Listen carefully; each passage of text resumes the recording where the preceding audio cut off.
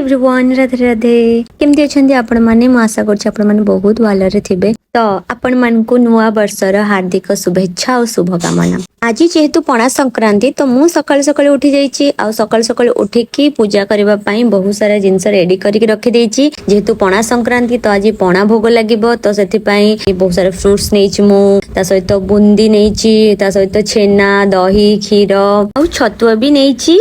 तो एमती बहुत सारा जिनस नेकी मु पणा बनेली तापरे मु चौरा पाखरे भोग भी लगेली। एठी मु वसुंधरा घड़ी भी बांधी देइछि। जो प्रचंड बेगरे खरा होची तुलसी पत्र न सुखिबा पई ये घड़ी भितरे पानी रखा जाए आउ पणा भी रखा जाए। तापरे मु कालिया पाखरे पूजा करिकी पणा भी भोग कली। जेहेतु एते प्रचंड खरा चलची तो पणा समस्त को भी भल लगे। आजिठू माने पणा बनेबा स्टार्ट हुए खरा दिन सारा समस्त पणा पियंदी तो आज दिन बहुत स्पेशल। तो आजिठू भी पांजी नुआ बने पांजी गणना स्टार्ट हुए। आज हनुमान जयंती भी तापरे मु रड को चंदन टिपा लगे दिली। काकटपुर झाम यात्रा भी हुए मु भी काकटपुर तो सूर्य भगवान विषुव रेखारे थांती सेथिपई एटा महाविषुव संक्रांति बोली भी कहा जाए। मो वीडियो आपण मन को केमती लागिला कमेंट रे निहाती जणैबे। आ हां पणा संक्रांति तो जाय सरलाणी मु टिके लेट वीडियो पोस्ट कली। देखा नेक्स्ट मिनी ब्लॉग रे। Tata bye bye love you all.